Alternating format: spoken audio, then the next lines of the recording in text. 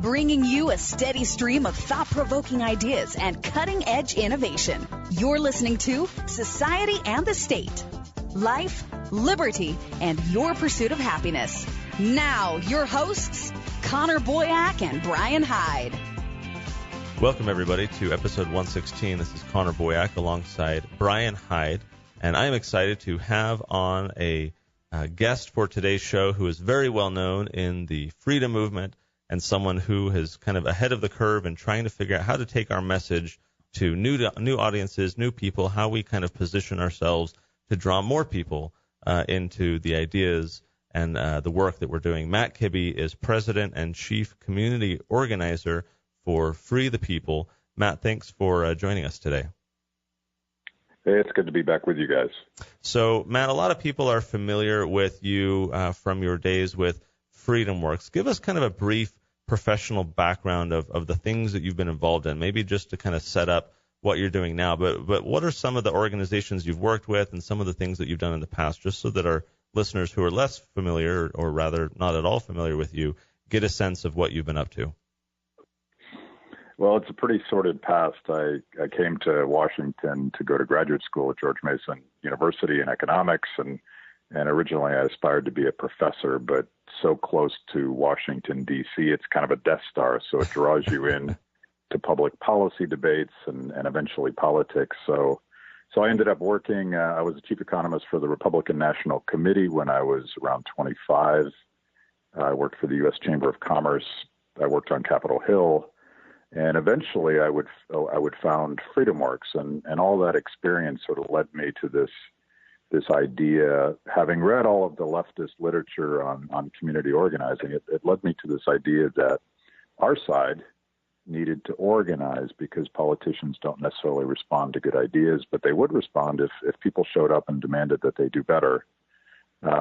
So it's always been an effort to change hearts and minds. And I went from sort of a very academic approach to hopefully a way of explaining things in very simple English, because most people don't think about things through an economic lens. Those of us that do we're the weirdos. I think regular people respond to personal stories and emotions and values and things that really sort of bind communities together. And if I could inject just a little bit of economic reasoning into that, I think we could make better decisions on public policy. But that's been the trajectory.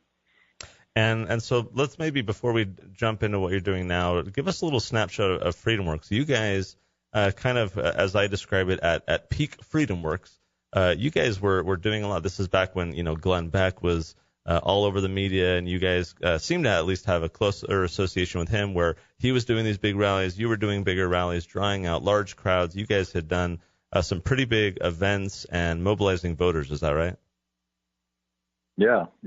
Freedom Works was really designed to be sort of a small government, conservative, libertarianish response to the left's community organizing.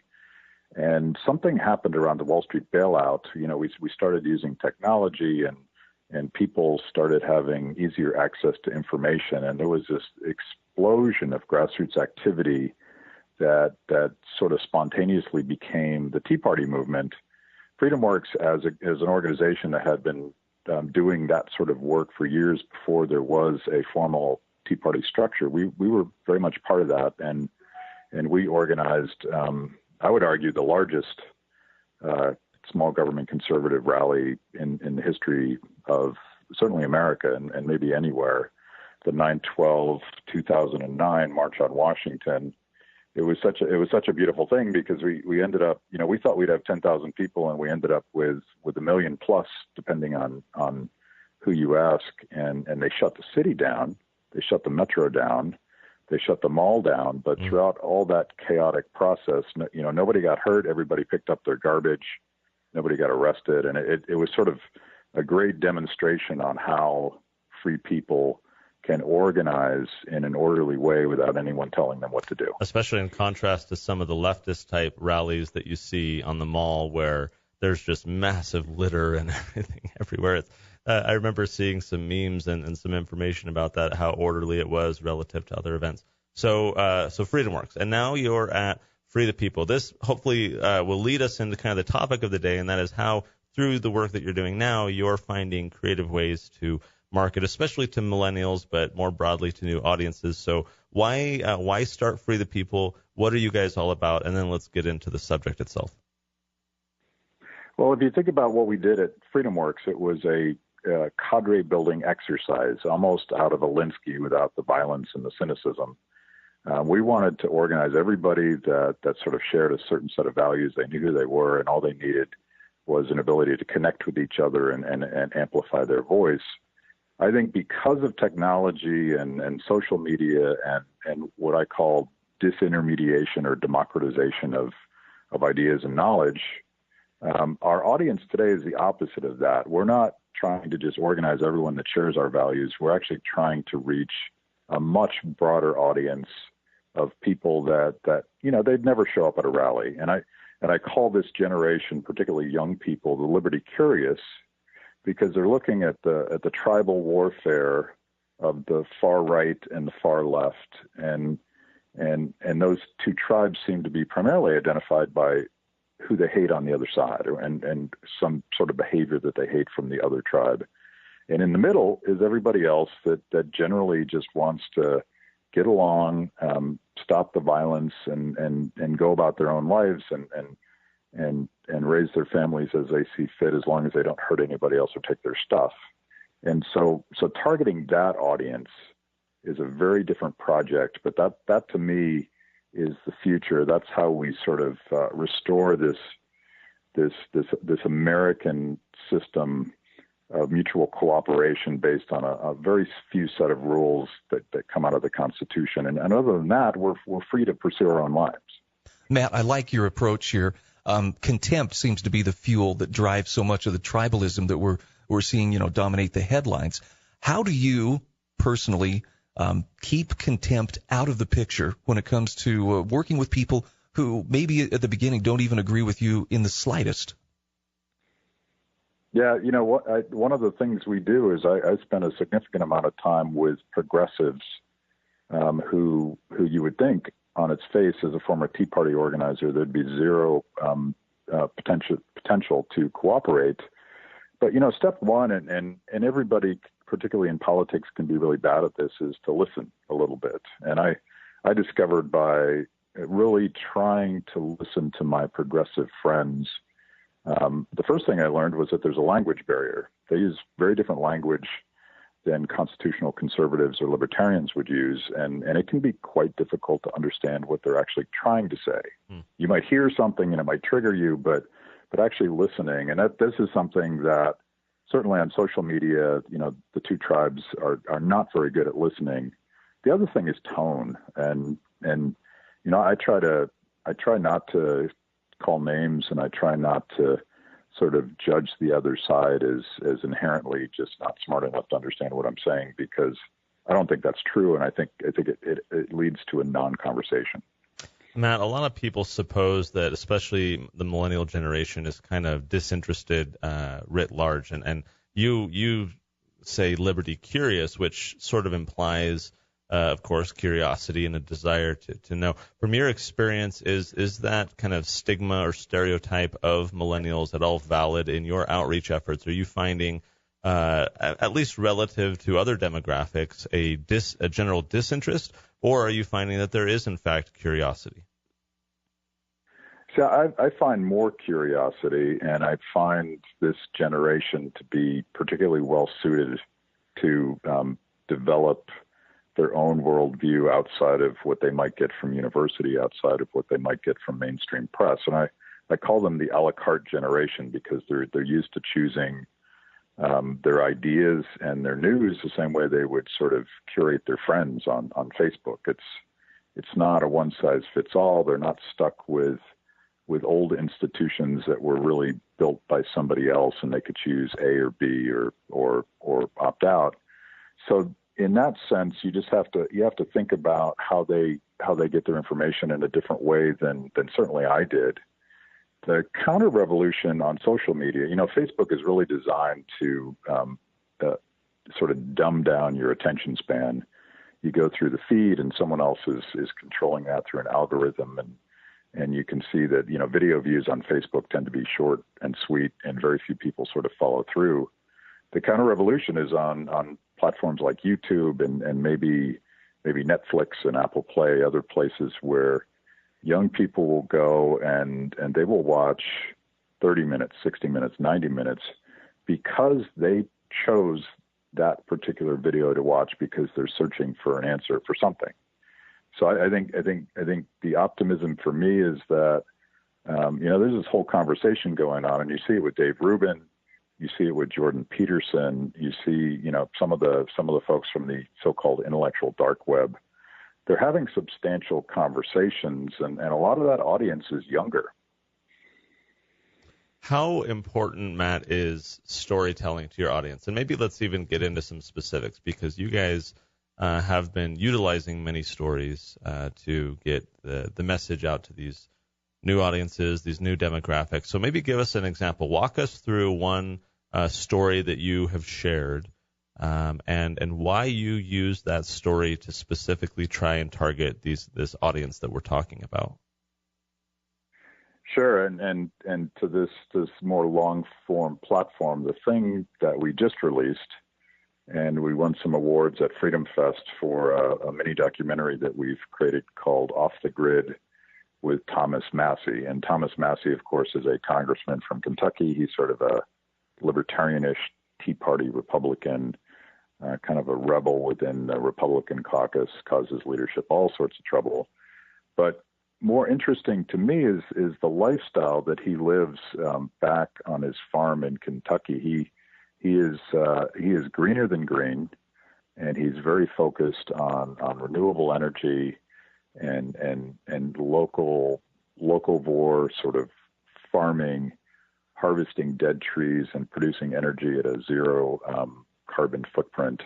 So he sounds like a locavore sort of lefty progressive communitarian when he talks about this stuff, but then he goes on to, without really throwing a lot of ideological terms around, he talks about the division of power, not just from federal to local government, but also horizontally, and why it is that people shouldn't be told how to live their lives from someone that has no idea what's going on in rural Kentucky. And that's sort of taking off on YouTube right now. And we sort of pre-screened it with some Bernie Sanders supporters, and they really like this guy. And eventually they discover that, hey, he's one of those guys from that other team. And it sort of, it disrupts their preconceived notions about who we are and who they are. And what are the implications of that? So, I mean, in effect, Matt, I see you as humanizing, in this case, someone like Congressman Massie. But to what end? So you get some Bernie folks to watch a video, and they kind of like the guy maybe on a personal level. When they realize that he's Republican, maybe that's tempered a little bit. But what's the goal here, right? So you've shared this story. You've kind of humanized, in this specific case, Congressman Massie. What's the overall goal in doing that type of effort? Well, of course, one of the underlying themes that emerges from that is really about the economics of resource allocation and why it is that freedom and property rights creates better stewardship over the environment, although none of that is explicitly said in that video. But that video goes along with hundreds that we produce every year, and what we try to do is to engage people. If you like that, maybe you'll watch some of the other videos. We produce videos on everything from beer to personal stories. Our mutual friend Christine Stenquist, we did her personal story about making medical choices regarding cannabis that improved her life. All of those, the narrative is quite similar if you get beyond the story, which is people making choices and people being free and responsible is a better way to organize society. And all of these platforms that we're talking about, whether it be Facebook or YouTube, they're engagement tools, and you want to keep engaging people and find people that want to do more stuff. And this is where the community organizing comes in. You're re-engaging them, and eventually, people will self-identify as, you know what, I want to know what's going on with Right to Try in Washington, D.C. Mm-hmm. And this, of course, is legislation that would allow people to make better healthcare choices. The goal is to let them opt into a higher level of engagement without ever asking anybody to do something that they don't want to do. And that was sort of an Alinsky rule, that you never force people to knock on doors or make phone calls if that's just not their thing. I like that you typify that as, a higher level of engagement.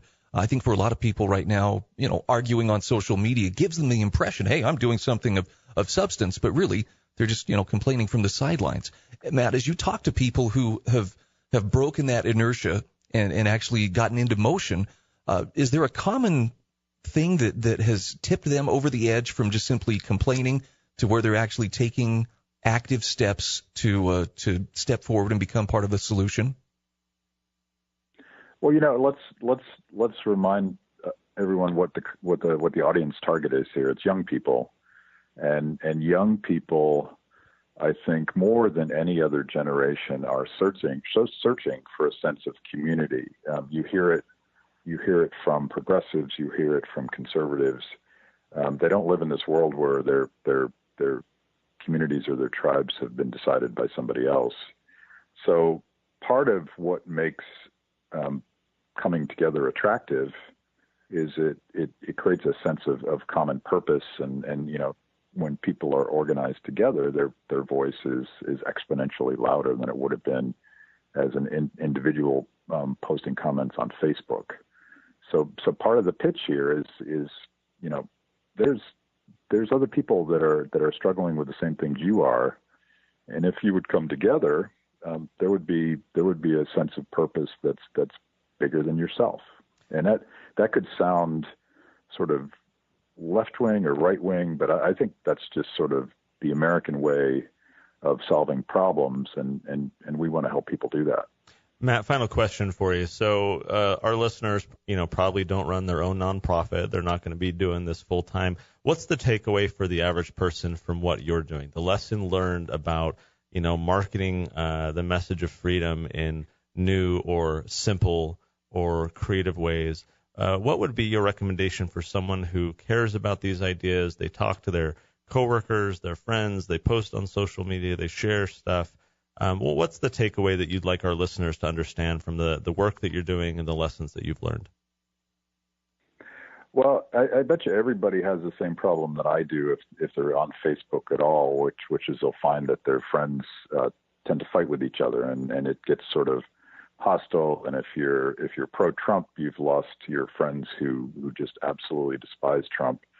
I think part of engaging your friends and neighbors is again getting to tone, listening to the other side, and sharing stories that sort of rise above politics. I mean, politics can be so alienating to people today, and we sort of forget that we're all in this together, and we forget that our neighbors are not the enemy. So taking some of these videos and sharing them, they're really designed for people that sort of don't want to just fight about the midterm elections. Matt Kibbe, President and CEO, CCO, right? Chief Community Organizer. That's a C-level title you don't often hear. Free the People. It's freethepeople.org. I will link to this on our show notes page. Brian and I, the show episode is 116, so that's societyandthestate.com/116, as well as the video that Matt mentioned about Congressman Massey. It's well worth a watch. Matt, you're doing great work. Hope our listeners will follow what you're doing, take the lesson to heart. Thanks very much for joining us today. Okay, thanks, Connor. Thanks for listening to Society and the State. For show notes, archives, and more great content, visit societyandthestate.com.